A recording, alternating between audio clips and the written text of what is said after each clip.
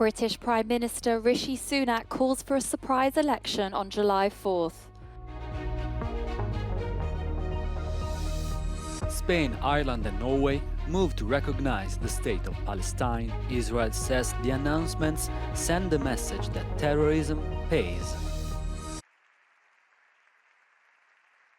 Spain, Norway and the Republic of Ireland said they are going to recognize the state of Palestine. Norway was the first to announce the move early on Wednesday, followed shortly by Madrid and Dublin.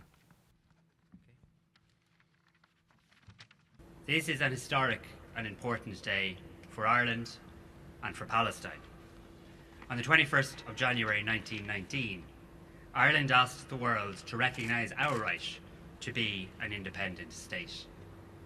Our message to the free nations of the world was a plea for international recognition of our independence, emphasising our distinct national identity, our historical struggle, and our right to self-determination and justice. Today, we use the same language to support the recognition of Palestine as a state. Nos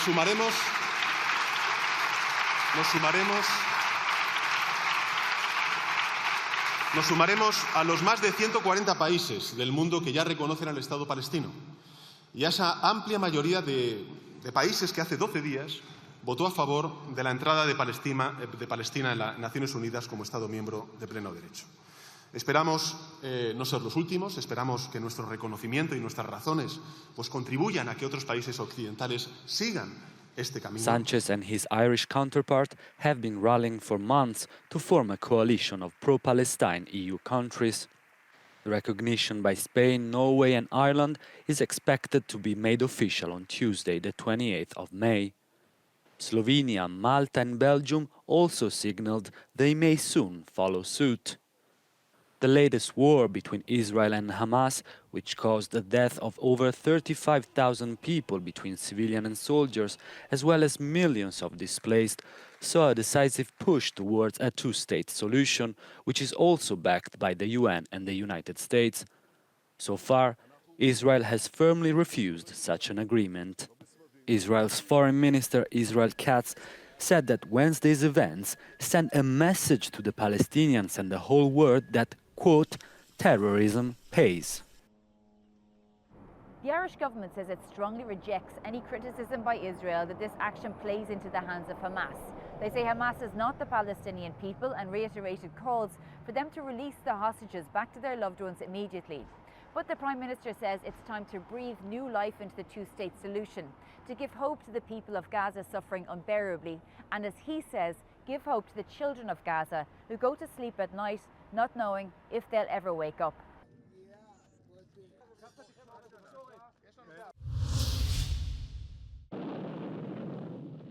The decision by 3 more countries to recognise Palestine as a state is symbolic, but has practical implications, an expert on Middle East politics told Euronews. An important point is that the recognition by Ireland, Spain and Norway refers to the borders that existed in 1967 and not to the current Palestinian territory impacted by the expansion of Israeli settlements. This is important in terms of reinforcing international support for a two-state solution. It is also practical because it will likely further future measures to sanction potentially Israeli settlements or to at least exclude Israeli settlement products from Europe.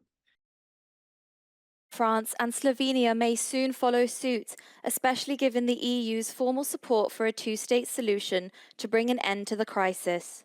The analyst also says this could advance efforts for a ceasefire and the deployment of a peacekeeping force in Gaza, in line with the Arab position advocating for the recognition of Palestinian self-determination. Arab countries, Arab states, have an important role to play in supporting a sustainable ceasefire in Gaza and potentially also engaging afterwards, potentially in terms of deploying Arab troops.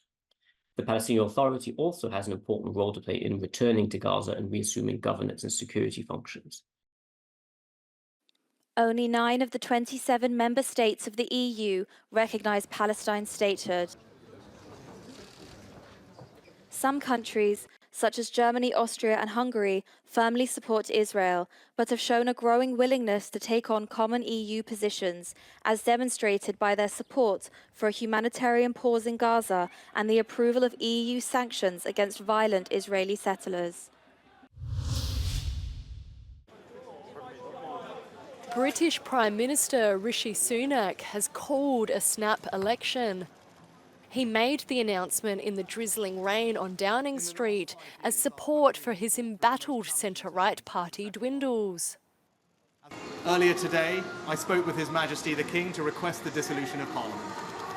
The King has granted this request, and we will have a general election on the 4th of July. The Tories' 14-year tenure has been tarred by an economic slump, a pandemic, ethical scandals and a revolving door of leaders. The centre-left Labour Party, helmed by Keir Starmer, is currently leading the polls by at least 20 points. On July the 4th, voters across the United Kingdom will choose 650 members of the House of Commons for a term of up to 5 years.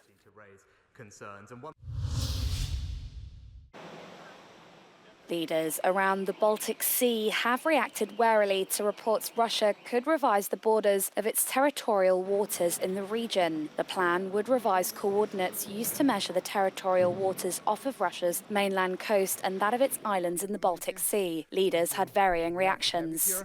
Russia is testing us, how we react on that. And as we see, every one of you want to know what we will do. We will not jump into the fire. So every time you see something, especially from the Russian media, my advice is very simple. Please be careful, because normally it is either fake news or deliberate psyops.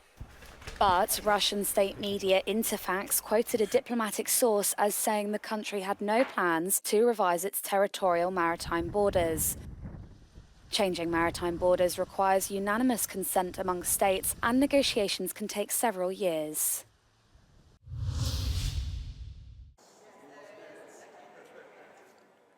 The final debate of the European elections is just a few hours away. The main candidates of the European parties are already preparing to share their vision of Europe in this debate organised by the European Broadcasting Union in the European Parliament. The candidates include Ursula von der Leyen, Nicolas Schmit, Sandro Gozzi, Terry Reintke and Walter Bayer. Be 900 people in the chamber, which has been converted into a television studio for the occasion. The idea is that the candidates get a chance to really share with the public what their ideas are and their solutions with regard to key issues that are all around us. Climate change, jobs and economy, migration, you name it. It is for the Europeans, by the Europeans. The Europeans should have a say, and they will have a substantial say in this debate via social media. First-time voter, they'll be sitting here in the audience asking questions as well. In addition, the candidates will have a 3-minute one-to-one interview to find out in detail about their policies.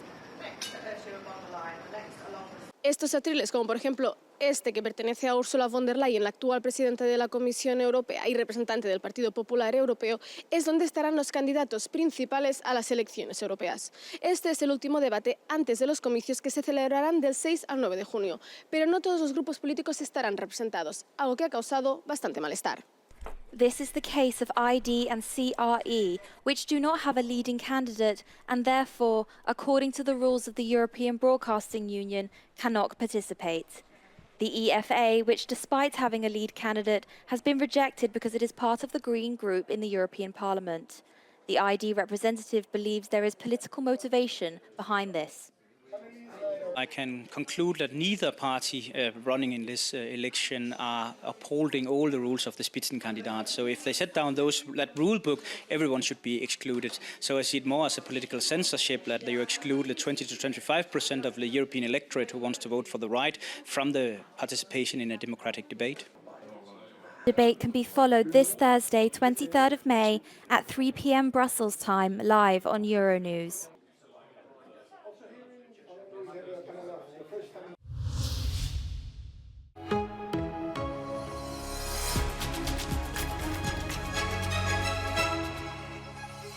ben BHU Van, ik woon in Brussel en ik werk bij AG Insurance, een verzekeringsmaatschappij. Moest ik Europees parlementariër zijn, dan zou ik vooral in de komende termijnen focussen op een Europees verbondschap tussen alle landen om meer de verschillende landen te verenigen. In ons gemeenschappelijke doelen, onze waarden uitdragen en dan meer specifiek ook naar de veiligheid in de toekomst toe zou ik zorgen dat wij een systeem op punt stellen waarbij wij een geuniformiseerd leger of krijgsmacht hebben om de waarden en de veiligheid van Europa veilig te stellen. Vooral op verbinding denk ik spelen en zien wat onze gemeenschappelijke waarden zijn in plaats van te kijken naar de verschillen. Ik denk dat dat de kracht is van de toekomst en dat dat nodig is.